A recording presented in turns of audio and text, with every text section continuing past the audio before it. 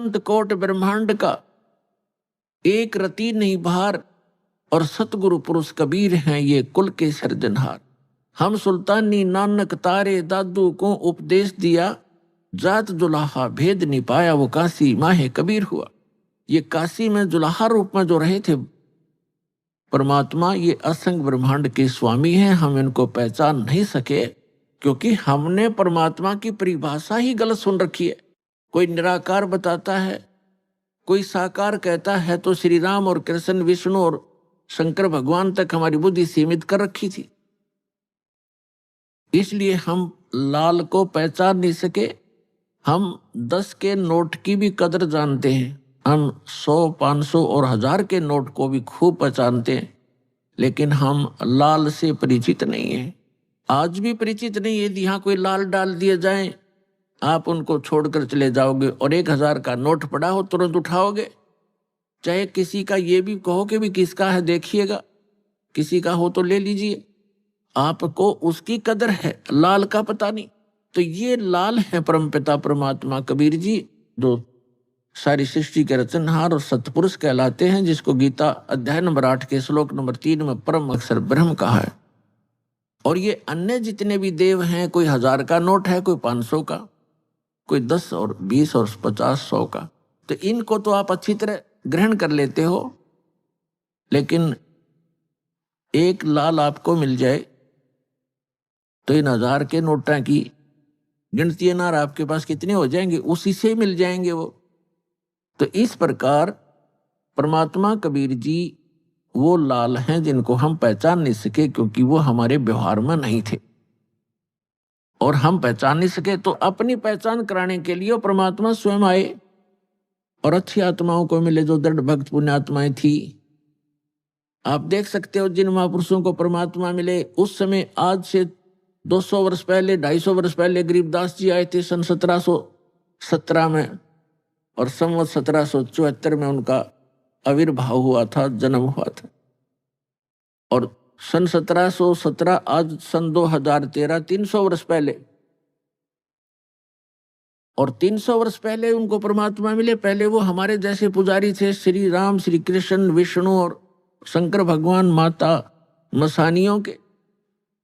और जब उन्होंने परमात्मा को देखा, सतलोक देखा, जहां हम रहा करते वो स्थान देखे और वहां की जो सुख देखे, फिर आकर उनको वापस छोड़ा,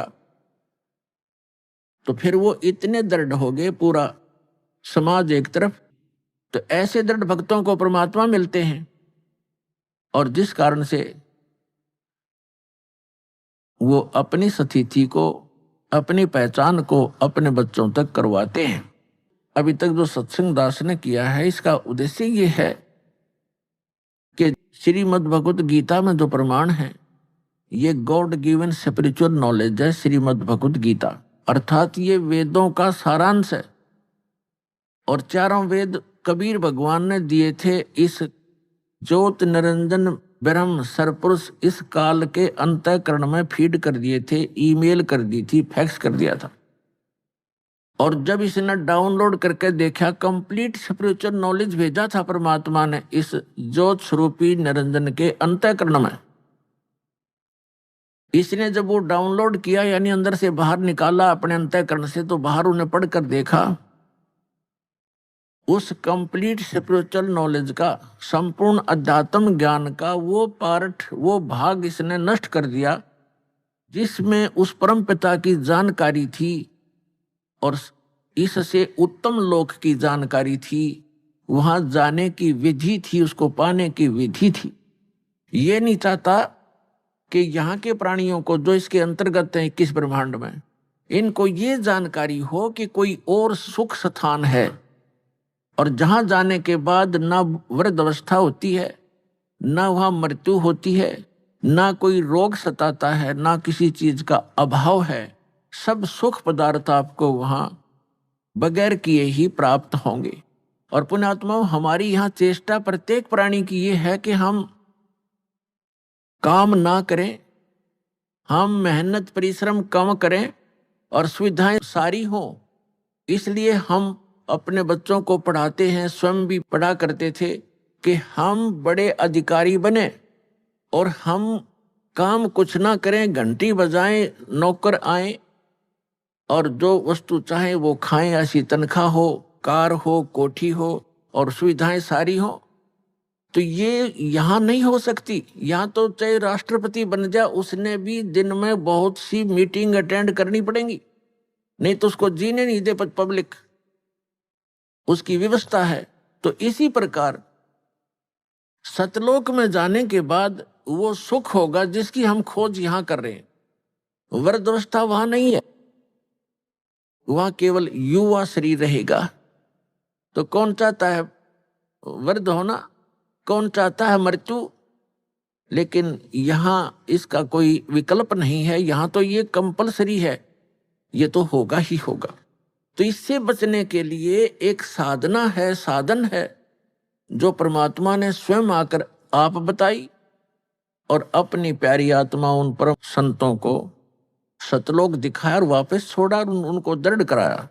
तो यहाँ पर जितने भी प्राणी हैं सबकी मृत्यु होती है, और हम आजीवन जो संग्रह करते हैं वो हमारे साथ नहीं चलता। हम जिन बच्चों के लिए कोठियां बनाते हैं, धन जोड़ते हैं कि हमारे बच्चे हमारी मृत्यु के बाद वो सुखी होंगे, और वो बच्चे हमारे सामने ही मर जाते हैं। ऐसे बहुत से प्रमाण, ये दुखदाई घटनाएं हम समाचार पत्रों में भी सुनते हैं, टीवी पर भी देखते हैं। एक पूरा परिवार एक सत्संग सुनकर आ रहा था किसी संत का, तो उसमें इतना पक्का याद नहीं दास को कि 12 सदस्य थे पूरे परिवार के या 13 थे। उनमें से एक घर पे था और बाकी 11 या 12 सत्संग सुनने गए हुए थे, सत्संग सुनकर आ रहे थे, दुर्घटनाग्रस्त हो गए। पूरा का पूरा परिवार मारा गया, छोटे पोता पोतियां से लेकर बच्चों तक। एकला वृद्ध रह गया वो, जिसने सारी उम्र ये सोची थी घना धन इकट्ठा कर लूं, मेरे बच्चे सुखी होंगे, हम तो चलो मर जाएंगे, मेरे पोता पोती तो सुखी होंगे। पोता पोती पहले चले गए। तो यहां काल ने आपको धोखे में रखा हुआ। फिर दूसरा कारण यह है कि संत की शरण में सत्संग सुनते हैं प्राणी, तो उनको ऐसी आपदाओं का सामना नहीं करना पड़ता। तो वो संत और सत्संग और उसकी साधना में कोई त्रुटि है जिस कारण से प्रोटेक्शन नहीं होता। और दूसरा कारण ये होता है कि संत भी सही हो, साधना भी ठीक हो, लेकिन अपने में कोई त्रुटि हो, हम नियमों का पालन ना कर रहे हो, उससे क्या होता है, फिर नाम खंडित हो जाता है। उस कारण से भी प्राणी साधक होते हुए हानि उठा लेता है, क्योंकि उसका प्रोटेक्शन समाप्त हो जाता है। जो पावर कनेक्शन उसको मिला हुआ था वो न मिलने से वो पावर वाला काम बंद हो जाता है, उसको सारी सुविधाएं बंद हो जाती हैं। जैसे आपका बिजली का कनेक्शन कट जाता है तो ना पंखा चले, ना एसी चले, ना कूलर काम करे, ना कोई पंप चले, ना कोई हैंड पंप चले, यानी सब सुविधाएं बंद हो जाती। इस प्रकार परम संत हो, साधना शास्त्र अनुकूल हो और साधक मर्यादा में रहे, फिर ये आपदा नहीं आया करती। पूर्ण परमात्मा सत्य पुरुष की साधना करने वाले साधक पर ये आपदाएं नहीं आ सकती। दुर्घटना में मृत्यु, अकाल मृत्यु या कोई अन्य दुख नहीं आने देंगे भगवान, जहां हमारी समर्पित भाव से साधना होगी और सत्य साधना होगी। तो फिर भी जो कहने का दास का आज जो उद्देश्य है ये ज्ञान कराने का, कि हम जिन सुविधाओं को एकत्रित करने में, जोड़ने में सारा जीवन लगा देते हैं और फिर भी हम भी छोड़ चले जाते हैं, और बच्चों का भी पता नहीं, हमारे सामने ही मृत्यु हो जाए, तो ये गंदा लोक है, ये लोक ठीक नहीं। अभी तक हमें इसका अल्टरनेट नहीं था। अल्टरनेट था तो इतना था कि स्वर्ग चले जाएंगे, स्वर्ग से आगे हम नहीं जानते थे। परमात्मा कबीर जी ने आके अपनी महिमा, अपना स्थान स्वयं बताया है कि एक स्थान ऐसा है जहां जाने के बाद साधक फिर लौटकर संसार में नहीं आता। ये परमात्मा ने आके बताया 600 वर्ष पहले, और उसके बाद भी उस परमात्मा के सूक्ष्म वेद में वर्णित ये ज्ञान है जो परमेश्वर ने, कबीर जी ने स्वयं अपने मुख से बोला, जिसको कबीर वाणी कहते हैं, जिसको सच्चिदानंद घन ब्रह्म की वाणी कहा है, उसमें वर्णित किया मालिक ने, और हमारे वेद और गीता में वर्णित है। हम नहीं समझ सके क्योंकि हमारे टीचर अल्पज्ञ थे, हमारे धर्मगुरु अल्पज्ञ थे, उनको सदग्रंथों का ज्ञान कतई नहीं था। तो उस परमात्मा ने आके स्वयं बताना पड़ा वही ज्ञान, और जिन महापुरुषों को परमात्मा मिले उन्होंने भी यही ज्ञान कराया, लेकिन उसको हम समझ नहीं सके, जिस कारण से अभी तक परमात्मा के आने से पहले तक हमें केवल स्वर्ग से आगे कोई बताने वाला नहीं था। और अब हम पता चला इन सदग्रंथों से और परमेश्वर के सूक्ष्म वेद से और जिन महापुरुषों को परमात्मा मिले उनकी अमृतवाणी से, कि स्वर्ग में गए हुए प्राणी भी जन्म मृत्यु में ही रहते हैं। और जिनको हम इष्ट रूप में पूजा करते थे, श्री विष्णु जी, श्री शंकर जी, ब्रह्मा जी को तो हम पूजते नहीं थे, लेकिन आदर की दृष्टि से अवश्य देखते थे। इन तीनों का नाम हम टिप्स पर रखते थे, ब्रह्मा विष्णु महेश। ये स्वयं नासवान है जिनको हम इष्ट मानकर पूजते थे। तो जिस नासवान इष्ट की हम पूजा करेंगे तो क्या होगा, हम उसके लोक में चले जाएंगे। ये सामीप्य मुक्ति प्राप्त होती है, यानी अपने इष्ट के लोक में उनके समीप रहा करेंगे। तो जब हमारे इष्ट ही मरेंगे, उनकी भी मृत्यु होगी, तो फिर वो तो जन्म मृत्यु फिर बनी रही, तो स्थायी स्थान नहीं हुआ वो। तो जो आज प्रसंग है कि जिस लोक में हम रह रहे हैं ये लोक अच्छा नहीं है, और हमें केवल स्वर्ग तक का ही ज्ञान हमारे धर्म गुरुओं ने कराया। परमेश्वर ने आकर अपनी अमृतवाणी में ये ज्ञान दिया कि एक और लोक है जहां आप सदा सुखी रहोगे, आपका जरा मरण नहीं होगा। जरा माने वृद्धावस्था, मरण माने मृत्यु। लेकिन वो ज्ञान हमारे गले उतरा नहीं, क्योंकि हम अपने धर्म गुरुओं पर, विशेषकर हिंदू धर्म के में जन्मे हम प्राणी, अपने धर्म गुरुओं पर पूर्ण विश्वास किया करते थे कि ये संस्कृत के मास्टर हैं और सभी सदग्रंथ संस्कृत भाषा में लिपिबद्ध हैं। हमारे को कभी अविश्वास नहीं हुआ, इसलिए हमने परमात्मा के दिए हुए इस ज्ञान पर कभी ध्यान नहीं दिया। और साथ में ये भी हमारे एक इंजेक्शन लगा दिया करते कि कबीर जी तो अशिक्षित थे, उन्होंने संस्कृत पढ़ी नहीं, क्योंकि संस्कृत केवल ब्राह्मण ही पढ़ा करते थे, और कई ब्राह्मणों के पास गए, उनको संस्कृत नहीं पढ़ाई, इसलिए वो उठपटांग भाषा बनाकर गाते थे। ऐसी सोच थी हमारे इन ऋषि महर्षियों की, वो परमात्मा को समझ नहीं सके। और उस परमेश्वर की वाणी में ये पहले लिपिबद्ध था, जो हमारे सदग्रंथ भी बताते हैं, क्योंकि परमात्मा ने जो ज्ञान दिया वो अपने द्वारा रची हुई सृष्टि का और सारा विधान स्वयं बनाया हुआ था, वो अपनी सिंपल लैंग्वेज में बोल दिया। अब जो प्रसंग चल रहा है कि उस परमात्मा ने भी बताया था कि एक सतलोक है जहां जाने के बाद, जहां जन्म मृत्यु नहीं होती, जहां वृद्धावस्था नहीं है, वहां किसी चीज का अभाव नहीं है, वहां सब सदाबहार वृक्ष हैं, सदाबहार सब मेवा हैं और दूधों की नदियां बहती हैं। वहां पर अमृत के सरोवर भरे हुए हैं, मीठे जल के समुद्र भरे हुए, हीरे पन्ने जवाहरातों के वहां पहाड़ हैं, जो यहाँ पर मिट्टी और पत्थर के पहाड़ हैं, झरने बहते हैं, वहां वर्षा होती है, बगैर बादल के फुहार चल पड़ती है, सुंदर शरीर है आपका, कभी वृद्धावस्था नहीं होती, मृत्यु नहीं होती, वहां आपका परिवार होगा। जैसे धीरे धीरे यहाँ एक, पहले हम अकेले थे, विवाह हुआ जब 2 हो गए, बच्चे हुए जब 5-4 और हो गए, और फिर धीरे धीरे पोते पर पोते हो गए, तो हमारा कितना अच्छा परिवार, और कैसा दिल लग रहा है। और 1 मिनट में ना जाने पोता मर जा, पोती मर जा, बेटा मर जा, बेटी मर जा, स्वयं की टिकट कट जा, तो खाक है ये स्थान।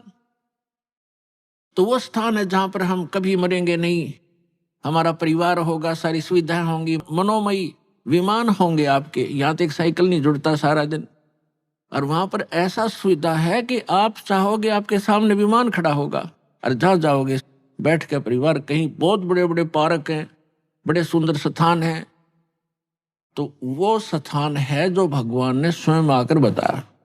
और इसी का परम समर्थन हमारे सदग्रंथों ने दिया। जैसे गीता ज्ञानदाता यह सरपुरुष है। श्रीमद् भगवत गीता अध्याय नंबर 15 के श्लोक नंबर 16 और 17 में 3 पुरुष हैं। पुरुष माने प्रभु, स्वामी, मालिक, ब्रह्म कहो, पुरुष कहो, भगवान कहो, राम कहो, साहेब कहो। ये 3 पुरुष बताए, एक सरपुरुष, एक अक्षर पुरुष। और 15वें अध्याय के गीता के 15वें अध्याय के 17वें श्लोक में सरपुरुष और अक्षर पुरुष से कोई और बताया जो श्रेष्ठ भगवान है, पुरुषोत्तम है। उत्तम पुरुष है तू अन्य परमात्मा इति उदाहरते। जिसको परमात्मा कहा जाता है वास्तव में वो पुरुष तो इन दोनों से, सरपुरुष और अक्षर पुरुष से कोई अन्य है। और वही तीनों लोकों में प्रवेश करके सबका धारण पोषण करता है। ये 3 पुरुष है, 3 प्रभु हैं। सरपुरुष इसको ब्रह्म बोलते हैं, हमारे ऋषि मुनि इसको ब्रह्म कहा करते हैं।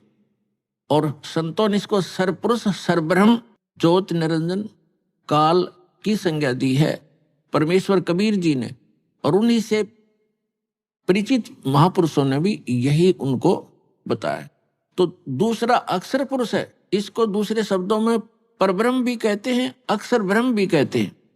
जो सरपुरुष है जिसको ब्रह्म कहते हैं, जो काल है, वो केवल 21 ब्रह्मांड का प्रभु है, स्वामी है, मालिक है, राम है, खुदा है, अल्लाह है, साहिब है।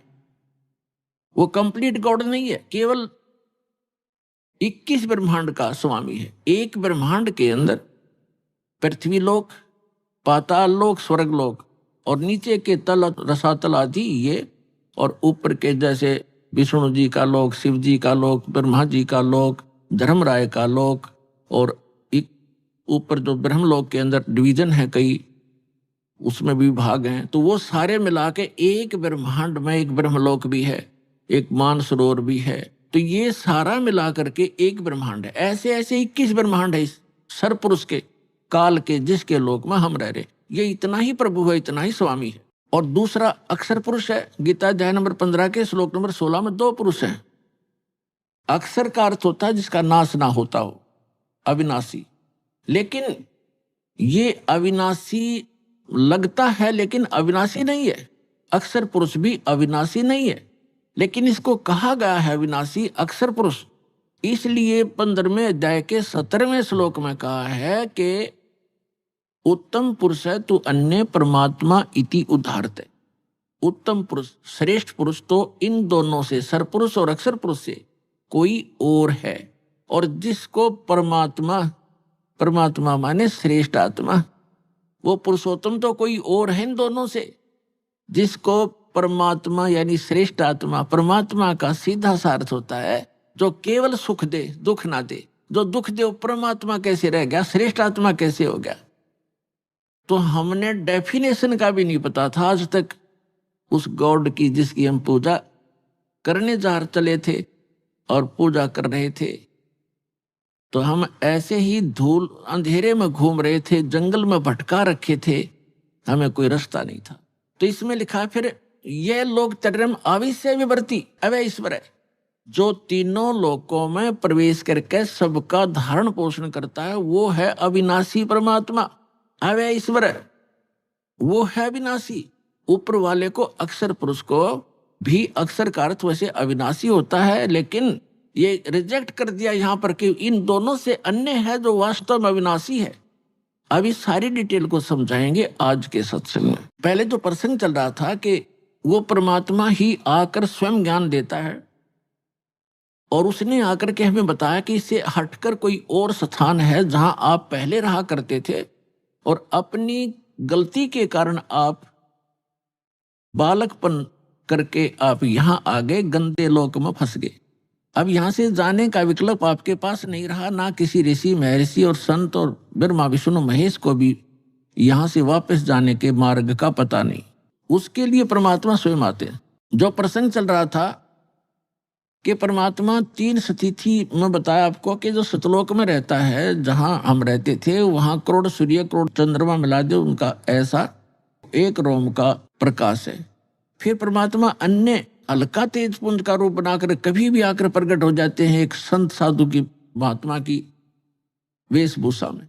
या तीसरी स्थिति है, सेकंड स्थिति परमात्मा की यह प्रत्येक युग में वहां से चलकर आते हैं सहस्रीर कमल के फूल पर, एक सरोवर के अंदर कमल के फूल पर शिशु रूप धारण करके विराजमान होते हैं। वहां से निसंतान संपत्ति जिनके बच्चे नहीं होते उठा ले जाता है और फिर उसकी परवरिश वहां होती है। फिर धीरे धीरे 5 वर्ष की आयु में ही वो बड़े बड़े विद्वानों के छक्के छुड़ाना शुरू कर देते अपने अध्यात्म ज्ञान के आधार से।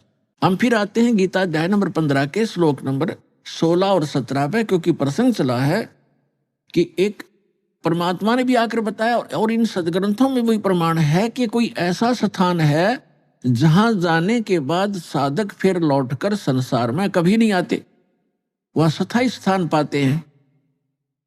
और जब तक हम इस काल के लोक में हैं, कितनी साधना कर लें, उस सत्य पुरुष के बताए उस सत्य ज्ञान के आधार से जब तक सत्य साधना नहीं करेंगे तो हमारी जन्म मृत्यु सदा बनी रहेगी। उसके लिए परमात्मा से परिचित संत आदरणीय गरीबदास साहिब जी कहते हैं कि आगे गए ना बावड़े रहते भी सब जाही, बिन साहेब की बंदगी कहीं ठोर ठिकाना नहीं। कहते हैं कि आगे चले गए वो तो वापस आए नहीं आपको कुछ बतावें कि हमारे साथ क्या बना, और जो शेष बचे हैं वो भी चले जाएंगे। यहाँ किसी उस सत्य साधना उस पूर्ण परमात्मा की भक्ति के बिना कहीं ठोर ठिकाना नहीं। जैसे आज आप चाहे प्रधानमंत्री बने हो किसी देश के और मृत्यु होगी, कोई पुण्य किया है उसके आधार से आप स्वर्ग जाओगे इस जीवन में, तो स्वर्ग के अंदर अपनी पूंजी को समाप्त होते ही आपकी ऐसी मृत्यु होगी जैसे यहाँ हो गई। तो यहाँ से चलो, फिर स्वर्ग में पुण्य समाप्त होते ही वहां से चलो, फिर नरक में अपना पाप भोगोगे, वहां कष्ट उठाओगे। जब वो समय पूरा होता है होते ही फिर कहेंगे चलो, वहां भी नहीं रख सकते। उसके बाद फिर गधा बने गधे का जीवन पूरा करते ही फिर चलो, फिर कुत्ता बनो, कुत्ते का जीवन पूरा होते फिर चलो मरो, और फिर मनुष्य बन गए फिर मरो, फिर वहां जाओ स्वर्ग में फिर चलो। खा के ये जीवन, तो ये चलो चलो मिटेगी सतलोक में जाने से।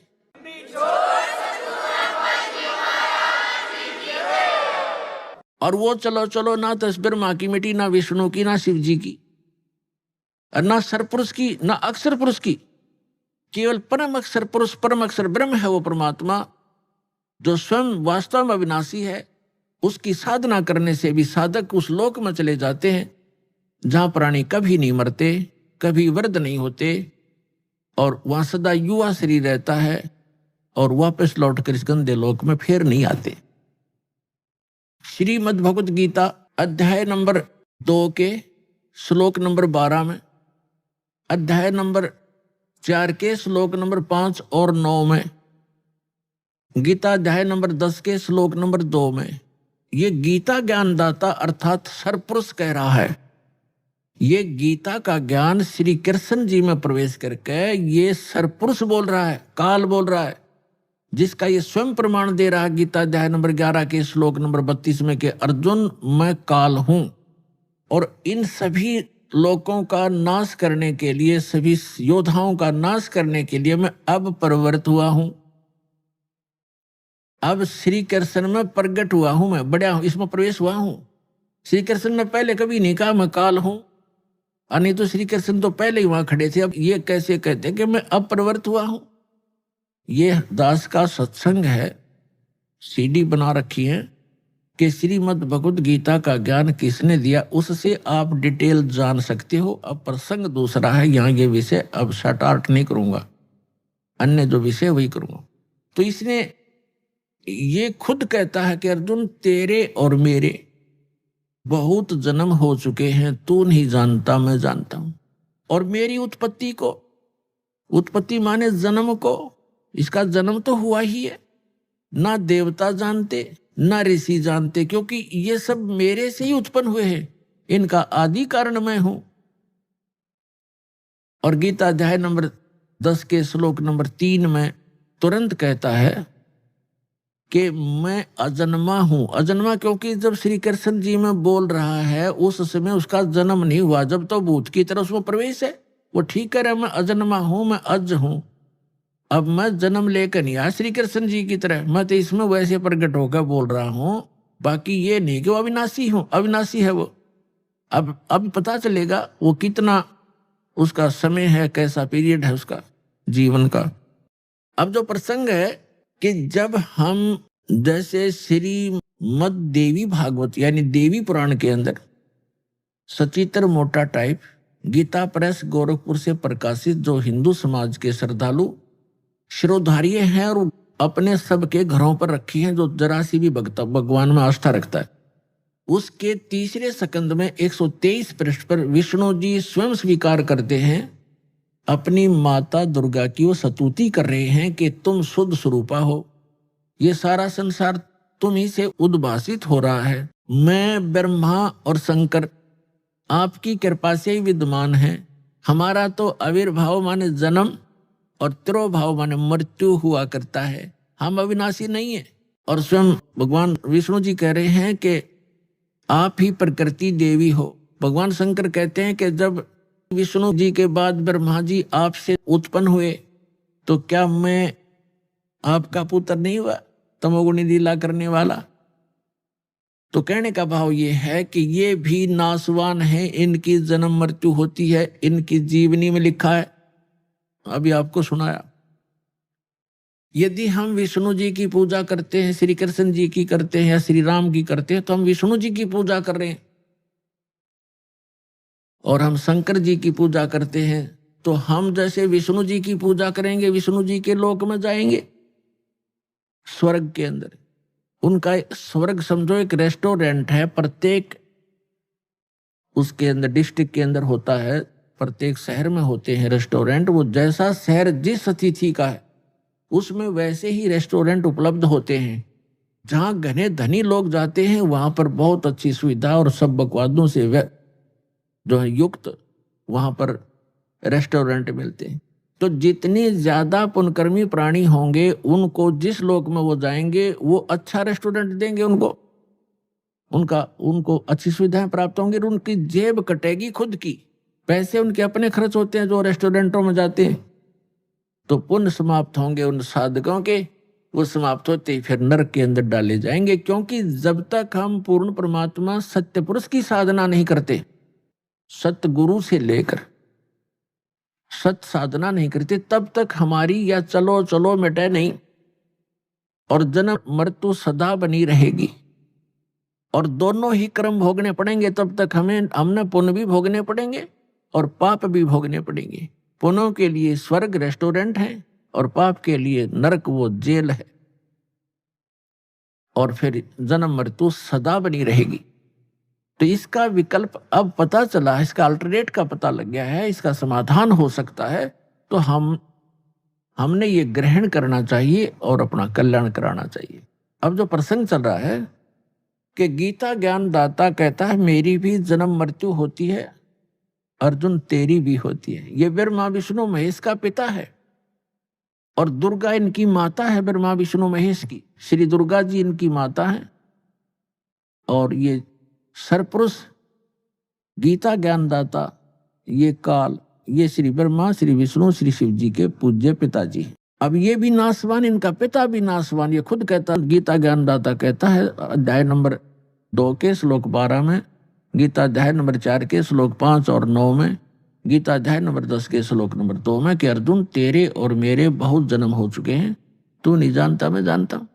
और फिर ये अपनी साधना बताता है और इसलिए ये कहता है कि गीता अध्याय नंबर 18 के श्लोक नंबर 62 में, गीता अध्याय नंबर 15 के श्लोक नंबर 4 में कि अर्जुन तू सर्वभाव से उस परमेश्वर की शरण में जा। कौन से की? उस परम अक्षर ब्रह्म की, उसकी शरण में जा। उसकी कृपा से तू परम शांति को और सनातन परम धाम को प्राप्त होगा, उसी परमेश्वर की कृपा से। और जब आपको तत्वदर्शी संत मिल जाए, गीता अध्याय नंबर 15 के श्लोक नंबर 1 से 4 का निष्कर्ष है कि तत्वदर्शी संत की पहचान भी बताई है। फिर उसके बाद बताया कि उसके पश्चात परमेश्वर के उस परम पद की खोज करनी चाहिए जहां जाने के बाद साधक फिर लौटकर कभी संसार में नहीं आते। गीता ज्ञानदाता अपनी साधना करने को, अपनी भक्ति करने को भी मना कर रहा है। वो कहता है कि उसी की भक्ति करो जिस परमेश्वर ने सब ब्रह्मांडों की रचना की है, अर्थात जिससे इस संसार रूपी वृक्ष की प्रवृत्ति विस्तार को प्राप्त हुई है, अर्थात जिसने सब ब्रह्मांडों की, पूरे विश्व की रचना की है, असंख्य ब्रह्मांडों की, वही परमात्मा पूज्य है, उसकी पूजा करो। अब प्रसंग चल रहा है श्रीमद् भगवत गीता अध्याय नंबर 4 के श्लोक नंबर 32 में। गीता ज्ञानदाता कहता है कि अर्जुन, अभी तक मैंने आपको अध्याय इसी 4 के श्लोक 25 से लेकर 31 तक जो भी साधनाएं बताई वो कंप्लीट नहीं है, वो पूर्ण नहीं है। वो तो उन साधकों की अपनी सोच है कि वो प्रत्येक अपनी साधना जैसी भी कोई कर रहा है उसको पाप नाशक मानकर कर रहा है। यानी पाप नाशक भी मोक्षदायक, पाप नाश होंगे तभी तो मोक्ष होगा। पाप नाशक जानते हैं, लेकिन अब क्या बताया है चौथे अध्याय के 32वें श्लोक में, यहां पर थोड़ी सी जो अनुवाद करता है, अनुवादक हैं गीता जी के, गड़बड़ कर गए, क्योंकि जहां इनकी बुद्धि ने काम नहीं किया वहां अर्थों का अनर्थ किया इन्होंने। उदाहरण के तौर पर गीता अध्याय नंबर 7 के श्लोक नंबर 18 में अनुत्तम शब्द है, तो उसका इन्होंने अति उत्तम कर दिया। ये बालक भी ना कर सकता, चौथी कक्षा 5वीं कक्षा का। अनुत्तम माने अति उत्तम, कोई लिख देगा 0 नंबर आएंगे उसके, और ये 100 के 100 नंबर प्राप्त कर रहे। ये अज्ञानी अनुवादक और ऋषि महर्षि। इसी प्रकार गीता अध्याय नंबर 18 के श्लोक नंबर 66 में एक वर्ज शब्द है। वर्ज का अर्थ जाना होता, आना नहीं होता। जैसे इंग्लिश वर्ड गो है, तो गो का अर्थ आना नहीं हो सकता, जाना ही होता है। कहीं पर भी लिखा हो चाहे इसमें समास और फलाना, ये बकवास है, इनकी अपनी अज्ञानता का प्रमाण है उनका। वो गलत बताते हैं हमारे को कि ऐसे बनता है, ऐसे बनता है। ये इनकी क्योंकि अज्ञानी व्यक्ति कुछ ना कुछ तगड़मबाजी तो करेगा, तो इस प्रकार इन्होंने अनर्थ कर दी। यहां पर भी गीता अध्याय नंबर 4 के श्लोक नंबर 32 में एक ब्रह्मण्य शब्द है, ब्रह्मण्य मुखे। इन्होंने यहां कर दिया ब्रह्मण्य मुखे का अर्थ, अनुवादकों ने, सभी ने, उन्होंने कर दिया वेद की वाणी में, जबकि यहां करना था सच्चिदानंद घन ब्रह्म की वाणी में। विस्तार के साथ सभी धार्मिक अनुष्ठानों, यज्ञों की जानकारी कही गई है। वो सच्चिदानंद घन ब्रह्म की वाणी में ब्रह्मण्य मुखे, ब्रह्मण्य का अर्थ होता है बड़ा भगवान। यही ब्रह्मण्य शब्द है गीता अध्याय नंबर 17 के श्लोक नंबर 23 में। ओम तत्सत इति निर्देश है ब्रह्मण्य त्रिविध समर्थ है। तो वहां ब्रह्मण्य शब्द है, तो उस ब्रह्मण्य शब्द का वहां उन्होंने सही अनुवाद कर रखा है, सच्चिदानंद घन ब्रह्म कर रखा है। तो यहां भी सच्चिदानंद घन ब्रह्म ही होना चाहिए था। गीता अध्याय नंबर 4 के श्लोक नंबर, हम फिर आते हैं 32 पर। इसमें कहा है कि सच्चिदानंद घन ब्रह्म ने अपने मुख कमल से जो वाणी बोली है, यानी वेद प्रमाणित करते हैं कि वो परमात्मा सतलोक से चलकर आता है। दास के पास जो आर्य समाज के जो आचार्य हैं और जो महर्षि दयानंद के चेले, उनके द्वारा ही अनुवादित वेद उपलब्ध हैं दास के पास, और आपको बहुत बार रूबरू किए हैं। और यही इन्होंने ही इस कलयुग में वेदों का ठेका ले रखा था कि वेद का विद्वान अगर हुआ है कोई कलयुग में, अब वर्तमान में, तो महर्षि दयानंद हुआ है। और वो परमात्मा को निराकार कहते हैं। तो ये अल्पज थे, क्योंकि सदग्रंथ तो सदग्रंथ ही हैं। सभी कहते हैं लाल बहुत कीमती होता है, लाल का पता किसी ने ना हो तो उस कथन का भी यूज नहीं, ये मानने का भी यूज नहीं कि लाल कीमती है। और आपके सामने पड़ा और आप कहते हैं कौड़ी है, लाल बता रहे हो आप दूसरे 100 के नोट को, तो वो भी अल्पज्यता ही है। बेशक थोड़ी बहुत जानकारी है कि कोई ऐसे की बहुमूल्य रतन है, तो जानकारी भी व्यर्थ है। तो महर्षि दयानंद के साथ ऐसी बनी हुई थी। ऐसे ही नारी समाज के आचार्यों के साथ बनी बनी हुई थी। इन्होंने वेदों का अनुवाद किया, वह तो दया करी दाता ने, कुछ ही मंत्रों का इन्होंने सही अनुवाद किया, ना तो सारे का डंगा एक रखा है। तो उसमें क्या लिखा है कि वो परमात्मा ऊपर के लोक में ध्रुव लोक के तीसरे पृष्ठ पर, तीसरे स्थान पर, तीसरे पोर्शन में विराजमान है, टॉप मोस्ट प्लेस पर। भवनों ऊपरी तिष्ठति, परमात्मा सभी भवनों के ऊपर के भाग में बैठा हुआ है और वहां से गति करके आता है, बिजली जैसी गति से, विद्युत की तरह अचानक मिनट सेकंड में आ जाता है। और यहाँ अपने रूप को सरल करके आता, हल्के तेज पुंज का बना कर आता है, दृढ़ भक्तों को मिलता है, अच्छी आत्माओं को मिलता है, उनको अपने से परिचित कराता है, उनको ज्ञान देता है। तो इसी दृष्टिकोण से वो परमात्मा, उसी आधार से उसका नियम है, वो परमात्मा ऐसे आता ही आता है। वो ज्ञान बोलता है, सार्थ ज्ञान देता है, कवियों की तरह आचरण करता है, गाता है, लोकोक्तियों के माध्यम से ज्ञान बताता है, कविताओं के माध्यम से बोलता है, शब्दावलियों के माध्यम से वो ज्ञान देता है। तो उसी आधार से उसी का हिंट है श्रीमद् भगवद गीता अध्याय नंबर 4 के श्लोक नंबर 32 में। तो गीता ज्ञानदाता कह रहा है कि जो सच्चिदानंद, गीता अध्याय नंबर 4 के श्लोक नंबर 32 में कहा है कि अर्जुन, यज्ञों की विस्तार के साथ जानकारी सच्चिदानंद घन ब्रह्म यानी ब्रह्मण्य मुखे सच्चिदानंद घन ब्रह्म के द्वारा अपने मुख कमल से बोली गई अमृतवाणी में विस्तार के साथ कहा गया है।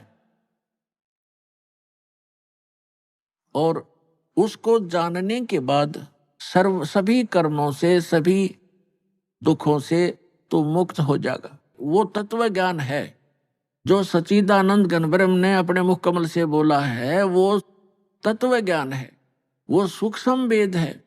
और चौथे अध्याय के 34वें श्लोक में कहा कि उस तत्व ज्ञान को तू तत्वदर्शी संतों के पास जाकर समझ, यानी गीता ज्ञान से अन्य ज्ञान है और गीता ज्ञान दाता उससे अपरिचित है, इसलिए कह रहा है कि वो ज्ञान तू तत्वदर्शी संतों के पास जाकर समझ। उनको दंडवत प्रणाम करने से, कपट छोड़कर सरलता पूर्वक प्रसन्न करने से वह तत्वदर्शी संत तुझे तत्व ज्ञान का उपदेश करेंगे। इससे दो बात सिद्ध होगी कि जो वास्तविक ज्ञान है वो श्रीमद् भगवद गीता में नहीं है, और ये भी नहीं कह सकते कि श्रीमद् भगवद गीता का ज्ञान गलत है, ये इनकम्प्लीट है। जैसे मैट्रिक क्लास के 10वीं कक्षा का जो सिलेबस होता है वो गलत नहीं होता, लेकिन वो एमए और बीए का नहीं है, वो अलग से है। बीएससी आदि करते हैं वो उससे आगे चलकर है, लेकिन वो साथ में सहयोगी होता है। जो ज्ञान हमने मैट्रिक तक ग्रहण किया है वो आगे सहयोगी रहेगा। इसी प्रकार गीता जी का जो ज्ञान है, वेदों का जो ज्ञान है, ये इनकम्प्लीट है लेकिन गलत नहीं है। तो इसमें क्या कहा है कि उस ज्ञान को जो इनसे हटकर कंप्लीट स्पिरिचुअल नॉलेज है, उसके अंदर इन वेद और गीता, पुराण, कुरान, बाइबल, इन सभी का ज्ञान समावेश है, क्योंकि वो सबका करता है और सबकी स्थिति से परिचित